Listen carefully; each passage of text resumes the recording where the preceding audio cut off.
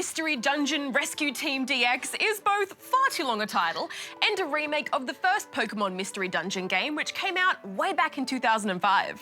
Following the story of the original, you wake as a Pokemon with no memories of your former human life. Partnering up with fellow Pokemon, you start up a rescue team and set out to help others, eventually hoping to learn how you ended up in this tiny, adorable body. Being a Pokemon trainer is one thing, but getting to be an actual Pokemon is something else. Jem, you seem glum. Well, the game asks you a bunch of questions to best determine who your Pokemon would be, and I got Psyduck. The odds of that happening are approximately 3,720 to 1. You really must be a Psyduck. I mean, I selected Squirtle as my main and moved on with my life, and all Pokemon are beautiful, but Psyduck? Well, once you are happy with your personified Pokemon, there's a lovely little Pokeworld to explore. You do give off Psyduck vibes. You're based in a typical Pokemon village, but with 0 humans. Kangaskhan is looking after your items, Persian is keeping watch of your coins, and 2 Kecleon are manning the local shop. It's pretty awesome seeing all the Pokemon exist in their own little community. It's just a shame they keep getting lost in those mystery dungeons. I mean, don't they have a buddy system? Missions arrive in the form of worried Pokemon wandering up to your base, letting you know of their missing friends. Pelipers also drop off daily missions for you to dive into. So there's a consistent stream of dungeons to plunder through. And once you've found yourself at the entrance of a dungeon of mysteries, it's time to put your fighting gloves on. You and your team will track through multiple randomly generated floors, each containing collectible items, dastardly traps, as well as a string of baddies to vanquish. Enemies only move when you do, so it's best to keep a watchful eye on the revealing map and be ready to attack. As usual, each Pokemon has a moveset, and certain types will do more damage to others, such as water against fire. Eventually, you'll stumble upon the poor lost Pokemon, and the dungeon will be complete. It's the standard mystery dungeon affair, but with the added bonus of unique attack moves from each Pokemon. There is also quite a bit to manage in regards to your team when raiding these dungeons. On top of health, there's also a hunger level for each Pokemon. Keeping this refreshed will allow you to regain 1 point of health each time you move.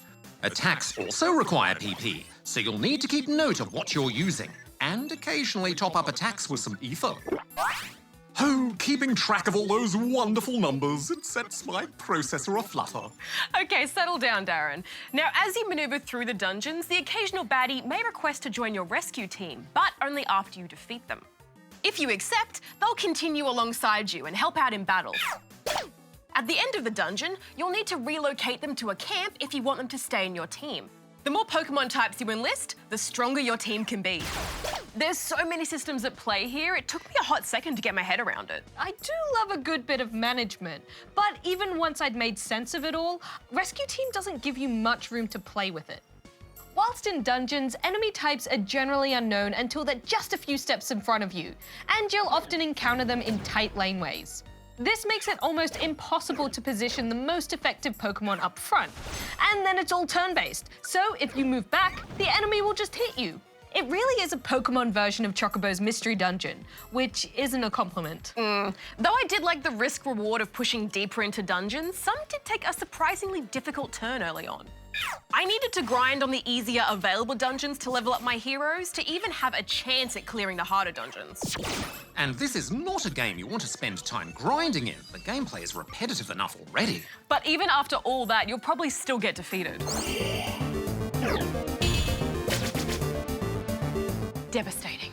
It is pretty rough, but thankfully you're not alone in this Pokeworld. New to this remaster is the ability to request help from real-world players. When you get defeated in a dungeon, you can put out a call for help from other rescue teams. Other players will get a job notification and actually have to fish you out of a dungeon. I love this. It's pretty cool that the game relies on the community in a fun, in-universe way. Yeah, it really makes the world feel alive, doesn't it? Another big shake-up for this remaster is the game's lovely new art style.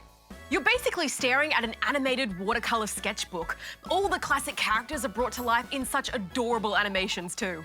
It's so hard not to go, "Aw," whenever Eevee comes on screen. Nintendo has really hit a winning streak in regards to making bold visual changes for their remasters. from Link's Awakening to this. Such visual variety. And now, what did we think overall? Well, despite teasing me with some glorious strategy, the dungeon design meant that my plans never came to fruition. Setting it in the Pokemon world does lift it above other mystery dungeon games, but it's still 2.5 out of 5 rubber chickens from me. Yeah, when it all boils down to it, I was pretty disappointed. The core gameplay is rather basic, and despite the potential depth in team building, this got boring fast.